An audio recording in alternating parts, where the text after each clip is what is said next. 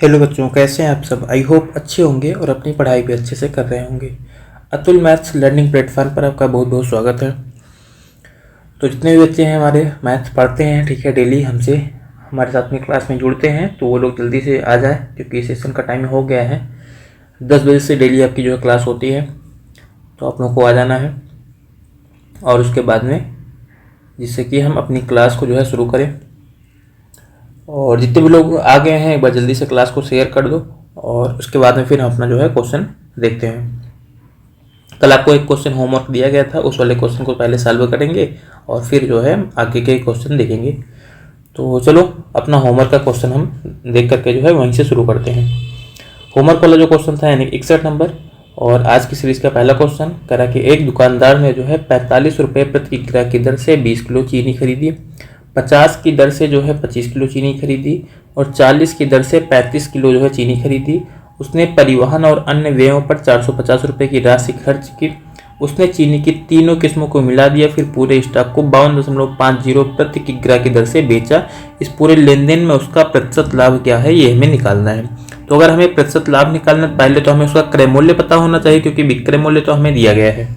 विक्रय मूल्य यहाँ पर हमें दे दिया जाता है 1 किलो का, लेकिन क्रय मूल्य जो है 3 जगह वो खरीद रहा है, तो टोटल क्रय मूल्य निकालना पड़ेगा। देखो 45 रुपये के हिसाब से जब 20 किलो चीनी खरीद रहा है तो कितना रुपये खर्चा कर दिया होगा, 45 गुणे 20 मतलब 900 रुपये। 900 रुपये उसने यहाँ खर्चा कर दिया।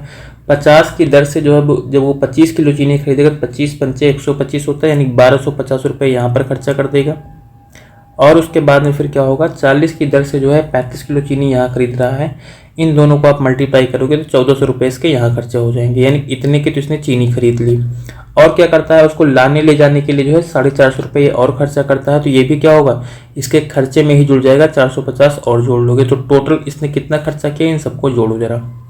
12 और 14 26, और 26 के बाद में यहाँ पर जो है 9 अगर जोड़ लोगे तो 3500 हो जाएगा। और उसके बाद में 50 ये 450 ये, यानी 4000 रुपये हो जाएगा। 4000 रुपये जो है इसने खर्चा कर दिया है। अब 4000 रुपये में इसको कितनी चीनी पर इसने खर्चा किया, तो हम 1 किलो चीनी का मूल्य यहाँ से निकाल लेंगे। एक की पर केजी चीनी पर उसने कितना रुपये खर्चा किया है, तो देखो 20 किलो चीनी यहाँ पर थी, 25 किलो चीनी ये थी और 35 किलो चीनी ये थी। सबको जोड़ोगे 35 20 और 25, तो 35 और 25 60 होगा, 20 जोड़ेंगे 80, मतलब 80 किलो चीनी पर इसने 4000 खर्चा किया था। तो 1 किलो चीनी इसकी पड़ गई 50 रुपये की। 50 रुपये की इसके 1 किलो चीनी पड़ गई, लेकिन ये बेच रहा है 52.250 रुपये में, मतलब कि 2.5 रुपये का फ़ायदा ले रहा है। ये 2.5 रुपये का प्रॉफिट हो रहा है इसका हर 50 रुपये वाली चीनी पर। और परसेंट में चेंज करना है तो फिर 100 से मल्टीप्लाई करके परसेंटेज निकाल लो। 50 दूना 100 हो जाएगा, 2.5 को 2 से गुणा करेंगे, 5% जो है लाभ आ जाएगा इसका, 5% प्रॉफिट होगा। मतलब जो पहला ऑप्शन है ये हमारा आंसर बन जाएगा। तो 61 नंबर क्वेश्चन इस तरीके से हमारा हो जाता है। पहले ऑप्शन के साथ हम इसका आंसर टिक कर देंगे और फिर चलेंगे अपने अगले क्वेश्चन की ओर। अगला जो हमारा क्वेश्चन है 62 नंबर का, तो यहाँ पर जो है दिया गया है, कह रहा है कि यदि किसी वस्तु का क्रय मूल्य और अंकित मूल्य 720 रुपये और 900 रुपये है, जब इसे x% की छूट पर बेचा जाता है तो 5x/3% का लाभ होता है। x का मान हमें यहाँ पर बताना है। तो देखो सिंपल सा है, यहाँ पर क्रय मूल्य पर क्या होगा, उसको लाभ होगा, और अंकित मूल्य पर क्या करेगा, जो दूसरी वाली अंकित मूल्य है 900 रुपये, इस पर क्या करेगा, x% की छूट देगा।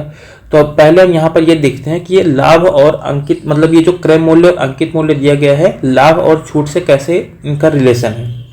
तो देखो आपको ये पता है कि जो अंकित मूल्य होता है या जो क्रय मूल्य, कुछ भी किसी को भी आप मान लो, तो फिर जो है यहाँ पर जो छूट दी गई है, यहाँ पर जो लाभ दिया गया है। तो देखो छूट बराबर क्या होता है, छूट जो होती है ये हमारी जो है विक्रय मूल्य में से क्रय मूल्य में से अगर विक्रय मूल्य घटा देते हैं, एमपी में से अगर हम एसपी को घटा देते हैं तो क्या मिल जाती है, हमें छूट मिल जाती है। और लाभ के बारे में अगर हमें पता है कि अगर हम विक्रय मूल्य में से जो है क्रय मूल्य को घटा देते हैं तो फिर क्या मिल जाता है, हमें लाभ मिल जाता है। और अगर इन दोनों को जोड़ लें, देखो ये क्या था, डिस्काउंट था, ये था प्रॉफिट, ठीक है। तो इस तरीके से डिस्काउंट और प्रॉफिट को हम जोड़ रहे हैं। अगर डिस्काउंट और प्रॉफिट को जोड़ेंगे, देखो सेलिंग प्राइस ये दोनों कैंसिल हो जाएगा, मतलब हमें मिल जाएगा अंकित मूल्य माइनस क्रय मूल्य, यानी कि एमपी माइनस सीपी। तो ये आपको थोड़ा सा ध्यान रखना है कि अगर जो है अंकित मूल्य में से क्रय मूल्य घटाते हैं तो हमें डिस्काउंट और प्रॉफिट का योग मिल जाता है, सब मिल जाता है। अब यहाँ से चलो निकालो डिस्काउंट। डिस्काउंट अंकित मूल्य 900 रुपये है, इस पर x% की छूट, तो 900 रुपये पर अगर x% की छूट हो जाएगी तो 900 गुणे x/100 हो जाएगा। और लाभ किस पर होगा, 720 रुपये पर 5x/3 का, तो 720 रुपये पर अगर 5x/3% का लाभ हो रहा है तो इसको 5x/3% का मतलब होता है 1/100, तो 1/100 यहाँ पर कर लेंगे। ये हो गया पहले वाला डिस्काउंट है, दूसरा वाला प्रॉफिट है, दोनों को जोड़ेंगे तो हमें बराबर में क्या मिलेगा, हमें बराबर में मिलेगा MP माइनस CP यानी अंकित मूल्य माइनस क्रय मूल्य। अंकित मूल्य 900 है, क्रय मूल्य 720 है, दोनों को घटा दोगे 180 आ जाएगा। बस ये हमारा जो हमें लिखना था वो बन चुका है। अब इसके बाद में हम थोड़ा सा, एक मिनट, ये इरेजर जो है मुझे थोड़ा छोटा कर देना है, ठीक, इस तरीके से बन जाएगा। इसको सॉल्व करेंगे, देखो ये पूरा जो बनेगा, ये 0 से 0 जो है कैंसिल हो जाएगा, मतलब 900 का ये पूरा कैंसिल हो जाएगा। बाकी यहाँ पर एक 0 से 0 काट दो, 5 से स्क्वायर काट दो, 5 दूनी 10 हो जाएगा, ये 2 3 6 और 12 6 72 हो जाएगा, यानी कि पूरा कट जाएगा 6 से। तो हमारे यहाँ पर कितना बन गया 9x और यहाँ पर बनेगा 12x। 12 और 9 अगर जोड़ेंगे तो 21x हो जाएगा। 21x बराबर बन जाएगा 180 के। यहाँ से अगर x का मान निकालना चाहोगे आप 3 से पहले दोनों तरफ काट दो, तो 3 से काटेंगे, 3 से 18 60 और 3 से 21 यानी कि 7। 60/7 का मतलब क्या हो जाएगा, 7 8 56, तो 8 सही 4/7 हमारा आंसर आ गया x का मान।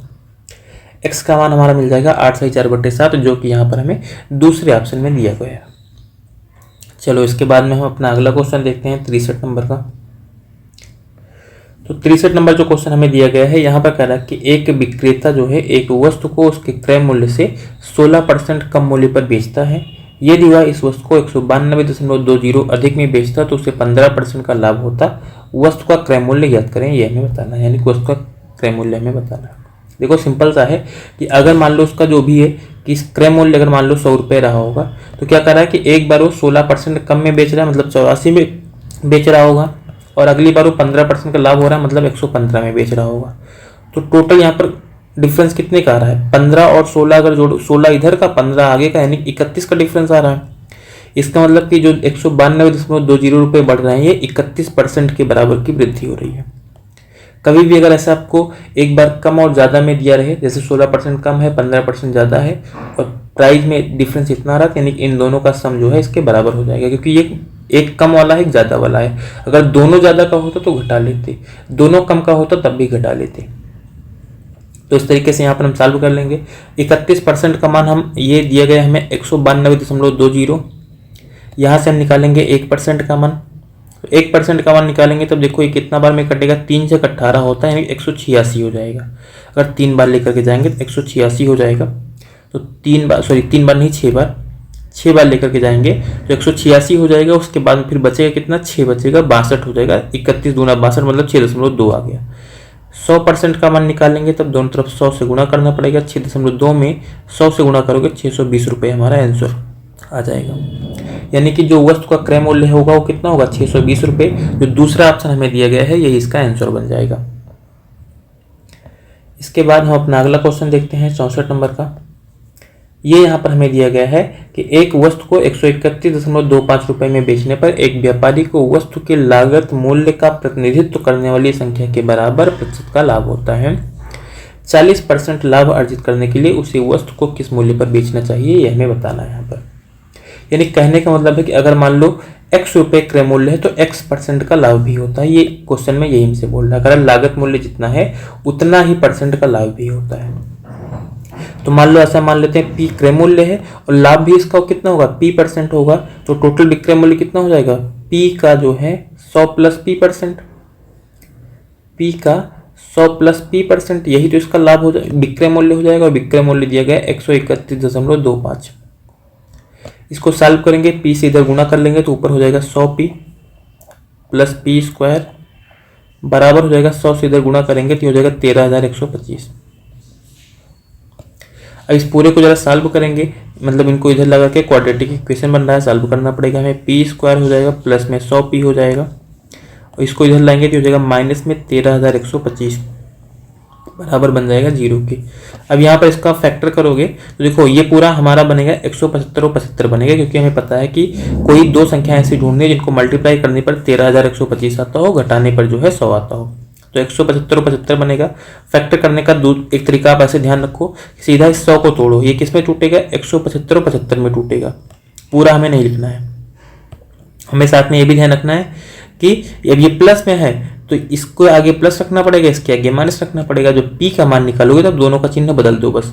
175 है, इसको माइनस में 175 लिख दो, तो 75 माइनस में था इसको प्लस में कर लो, मतलब ये केवल 75 हो जाएगा। अब देखो जो क्रय मूल्य है वो माइनस में तो हो नहीं सकता, तो ये आंसर बनेगा नहीं, मतलब आंसर हमारा हो जाएगा 75। ये क्रय मूल्य है, लेकिन हमसे कह रहा है 40% लाभ कमाने के लिए किस मूल्य पर बेचना चाहिए। तो अगर 75 रुपये क्रय मूल्य है, इस पर 40% का प्रॉफिट चाहिए, मतलब 140% में सामान को बेचना पड़ेगा।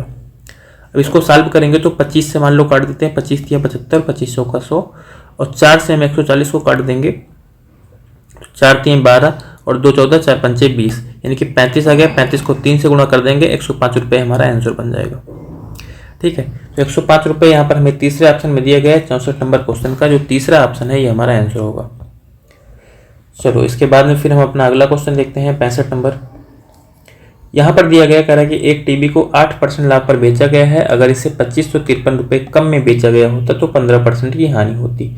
18% लाभ कमाने के लिए इस टीवी का विक्रय मूल्य कितना होना चाहिए, रुपए में हमें बताना है।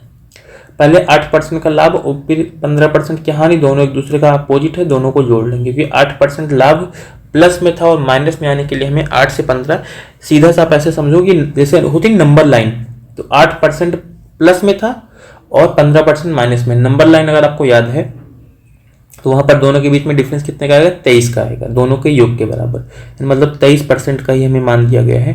23% का हमें मान दिया गया, प्राइस में कितना डिफरेंस आ रहा है, 2553, तो 2553 के बराबर हो जाएगा। यहाँ से 1% का अगर मान निकालना चाहोगे आप तो 23 से काटेंगे, 23 1 23 और फिर से 1 और 1, ये 111 ही आएगा। ठीक है, अब यहाँ से हम अगर हम 100% का मान निकाल, 100% का हमें मान नहीं चाहिए, हमें कह रहा है 18% लाभ कमाने के लिए कितने परसेंट में बेचेगा। 1% का मान ये है, हमें पता है 100% क्रय मूल्य होगा, तो 18% लाभ के लिए विक्रय मूल्य 118% हो जाएगा, तो हम सीधा 118% का ही मान निकाल लेते हैं। 118% का मान निकालने के लिए 111 को 118 से गुणा करना पड़ेगा। 118 से गुणा करोगे, इकाई अंक 8 आएगा, केवल दूसरे ऑप्शन में इकाई अंक दिख रहा है 8, तो यही हमारा आंसर बन जाएगा। मतलब 13,098 रुपये में इसको सामान को बेचना पड़ेगा, यानी कि टीवी को जो है 13,098 रुपये में बेच देगा, तब इसको 18% का लाभ हो जाएगा। चलो इसके बाद में फिर हम अपना अगला क्वेश्चन देखते हैं, 66 नंबर का।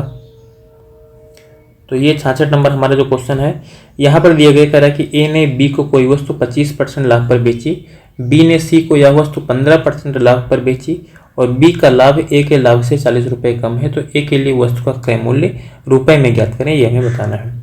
देखो यहाँ पर समझते हैं, कह रहा है ए बी सी 3 लोग हैं, पहले हम तीनों का नाम लिख लेते हैं, ए बी और सी को। यहाँ पर कह रहा है ए जो है बी को कोई वस्तु 25% लाभ पर बेच रहा है। 25% का मतलब होता है 1/4, मतलब ए जो है 4 वाला सामान बी को 5 रुपये में देगा, ये हो गया इनका अनुपात।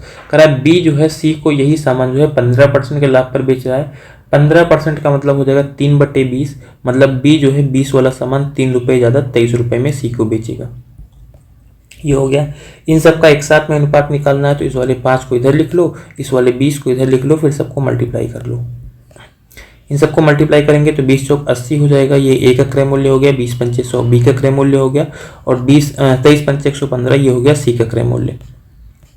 अब उसके बाद में यहाँ पर कह रहा है कि ए का बी का जो लाभ है वो ए के लाभ से 40 रुपये कम है। अब देखो ए को कितना लाभ हुआ है, ए ने 80 रुपये में सामान को खरीदा है, बी ने 100 रुपये में सामान को खरीदा है, तो ए ने ही तो बी को बेचा है, तो ये जो 100 है बी का क्रय मूल्य है, ये क्या होगा, ए के लिए विक्रय मूल्य होगा। तो ए का प्रॉफिट कितना हो जाएगा, 80 और 100 का डिफरेंस, इस 80 और 100 का डिफरेंस होगा, मतलब यहाँ पर ए का प्रॉफिट कितना हो जाएगा, 80 और 100 का डिफरेंस 20 रुपये हो जाएगा, ये हो गया ए का प्रॉफिट।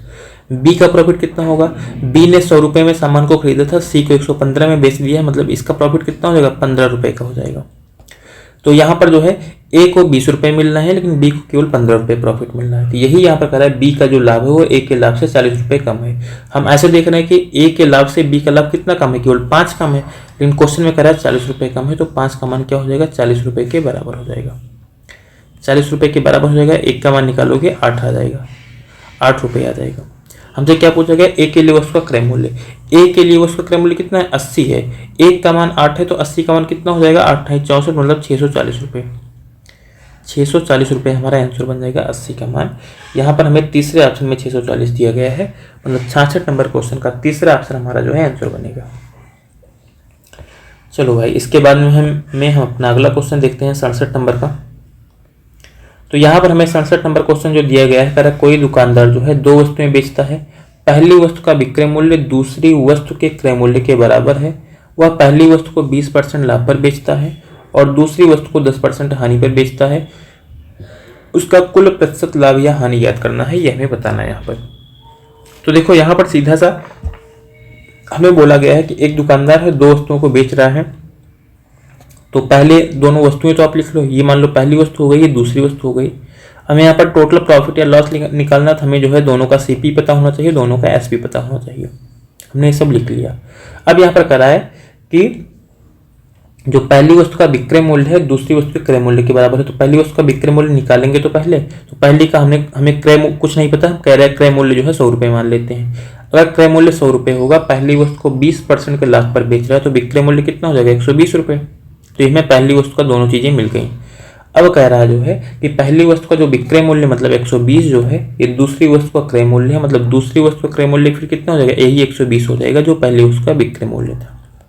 अब दूसरे सामान को 10% की हानि पर बेच रहा है, 120 का 10% 12 आएगा, मतलब 12 रुपये कम हो जाएंगे, तो 108 रुपये में दूसरे सामान को भी बेच देगा।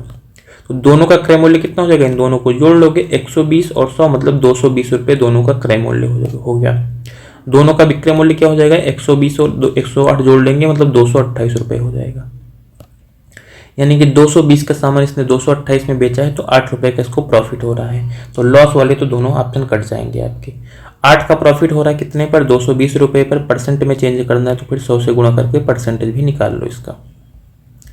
ये एक जीरो कट ही जाएगा, बाकी 2 से स्कोर काट दो, 2 चौको 8, 11 दूना 22, मतलब ये हो गया 40/11%। 40/11% प्रॉफिट। इसको सॉल्व करोगे 11 3 33 होता है, मतलब 3 सही 7/11%। 3 सही 7/11% का प्रॉफिट हो जाएगा। यहाँ पर हमें दूसरे ऑप्शन में दिया गया है, तो 67 नंबर क्वेश्चन का दूसरा ऑप्शन जो है हमारा आंसर बन जाएगा। इसके बाद हम अपना अगला क्वेश्चन देखते हैं 68 नंबर का। तो यहाँ पर हमें दिया गया है कि किसी वस्तु को बेचकर हरि को 8% की हानि होती है। यदि वह इस वस्तु को 300 रुपये अधिक में बेचता तो उसे 4% का लाभ प्राप्त होता। वस्तु का क्रय मूल्य कितना है ये हमें बताना है।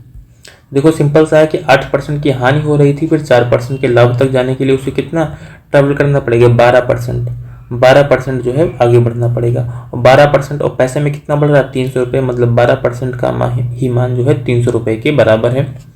यहाँ से अगर आप 1% का मान निकालना चाहोगे तो 12 दूना 24 हो जाएगा, 36 12 25 60, मतलब 25 रुपये आ गया।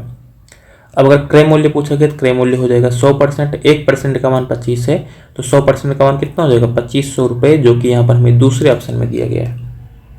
दूसरे ऑप्शन में हमें 2500 रुपये दिया गया, मतलब 68 नंबर क्वेश्चन का दूसरा ऑप्शन जो है आंसर बन जाएगा। चलो भाई, इसके बाद में हम अपना अगला क्वेश्चन देखते हैं 69 नंबर। तो 69 नंबर जो क्वेश्चन है यहाँ पर कह रहा है राधा जो है अपनी आय का x% बचाती है। यदि उसकी आय में 28% की वृद्धि तथा व्यय में 20% की वृद्धि होती है तो उसकी बचत में 40% की वृद्धि हो जाती है। तो x का मान ज्ञात करें, ठीक है। तो इस तरीके से हमें यहाँ पर जो है निकालना है। सबसे पहले हमें ये पता है कि आय बराबर क्या होता है, इनकम बराबर क्या होता है। ये होता है एक्सपेंडिचर मतलब खर्च, और प्लस बचत यानी कि सेविंग, ये चीज़ें होती हैं। सबसे पहले हमें यहाँ पर कुछ नहीं पता है, हम मान लेते हैं कि आय उसकी 100 रुपये थी, शुरुआत में 100 रुपये कमाती थी, कह रहा है वो x% बचा रही है। तो अगर वो x रुपये बचा रही है, इसमें से 100 का x% x ही आएगा, x रुपये बचा रही, खर्चा कितना करेगी, 100 में से जो बचेगा, 100 में से x को घटाने पर जो बचेगा उसको खर्चा करेगी, मतलब इतना रुपये क्या करेगी वो खर्चा कर रही होगी। अब उसके बाद में क्या कह रहा है कि उसके आय में जो है कितने की वृद्धि होगी, 28% की। तो आय में अगर 28% की वृद्धि हुई तो 100 का 28% कितना आ जाएगा, 28 रुपये आएगा, मतलब 28 रुपये बढ़ गया। अब इस 28 रुपये की वजह से ही जो है इसके व्यय में जो है 20% की वृद्धि हो गई और बचत में 40% की वृद्धि हो गई। तो व्यय और बचत में भी वृद्धि यहाँ पर निकाल लो। व्यय यहाँ पर इसका कितना है, ये 100 माइनस x है, इसमें क्या हो गई 20% की वृद्धि हो गई। इसका अगर आप 20% निकालना चाहोगे तो कितना हो जाएगा, 100 माइनस x का 20%, इसका हो जाएगा 20%, यानी कि 1/5 आप लिख सकते हो सीधा सा। उसके बाद में फिर यहाँ पर क्या हो जाएगा प्लस, यहाँ पर कह रहा है बचत में कितने परसेंट की वृद्धि होगी, 40% की, मतलब x में कितने की वृद्धि हो जाएगी, 40%। 40% का मतलब कितना हो जाएगा, ये हो जाएगा 2/5, 2/5 हो जाएगा। मतलब इन दोनों का जो योग होगा वो क्या होगा, टोटल वृद्धि के बराबर हो जाएगा। इस पूरे को सॉल्व कर लेंगे, 5 से हम इसको 28 में जो है गुणा कर लेंगे। तो 28 अगर 5 में इस वाले दोनों 5 को इधर लेकर के आएंगे, 28 से गुणा करेंगे, कितना बन जाएगा, 140 बन जाएगा। 100, क्योंकि 5 8 40 और 5 दूनी 10 और 4 14, 140 हो जाएगा।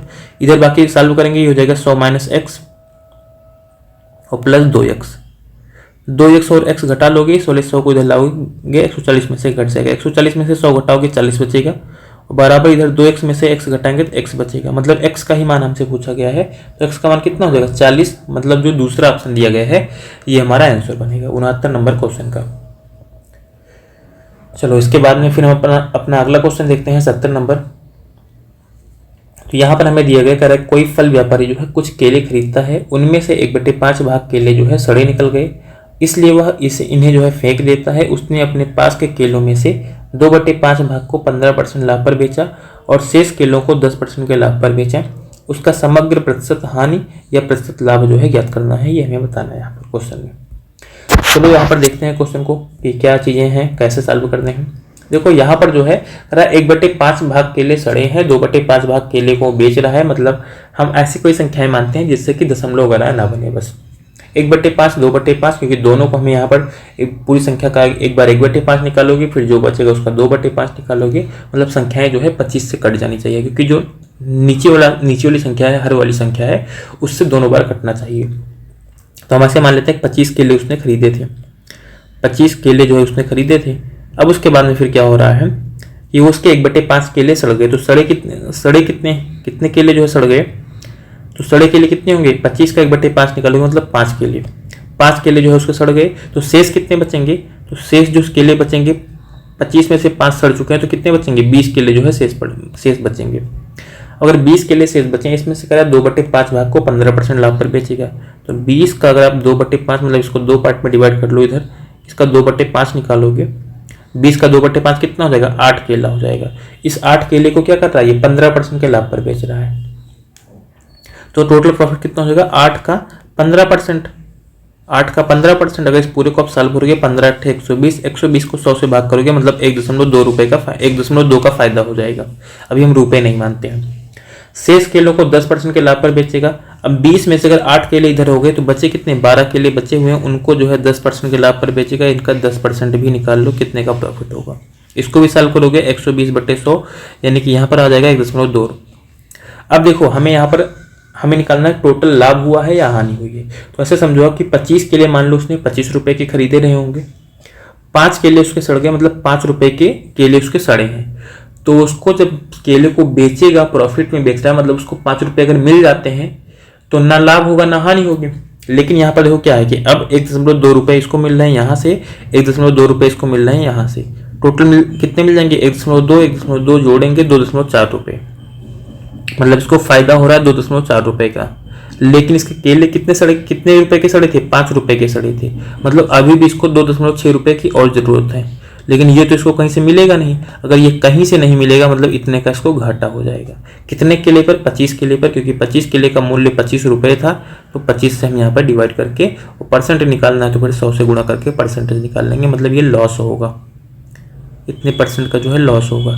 सॉल्व करेंगे, 25 का 100 होता है, 4 को जो है 2.6 से गुणा कर देंगे तो 20 चौक 80, 80 और 6 चौको 24, 80 के साथ में 124 जोड़ेंगे यानी 10.4 आ जाएगा हमारा। 10.4% का जो है लॉस हो जाएगा। ये हमें यहाँ पर दूसरे ऑप्शन में दिया गया है, प्रॉफिट मत लगाना कहीं पर, ठीक है, प्रॉफिट मत लगाना, लॉस होगा वो भी 10.4% का। मतलब जो 70 नंबर क्वेश्चन का दूसरा ऑप्शन है ये हमारा आंसर बन जाएगा। चलो भाई, इसके बाद में हमारा अगला जो क्वेश्चन है 71 नंबर का, ये वाला क्वेश्चन जो है आप लोग खुद से सॉल्व करोगे, ये आपका होमवर्क क्वेश्चन होगा, ठीक है। इसको आप लोग सॉल्व करके और इसका आंसर जो होगा कमेंट करके बताओगे हाँ इसका आंसर कितना आ रहा है। क्वेश्चन हम एक बार मतलब पढ़ लेते हैं कि अगर कहीं कोई गलती ना हो। राधा ने 57,300 रुपये में फ्रिज और वॉशिंग मशीन खरीदी।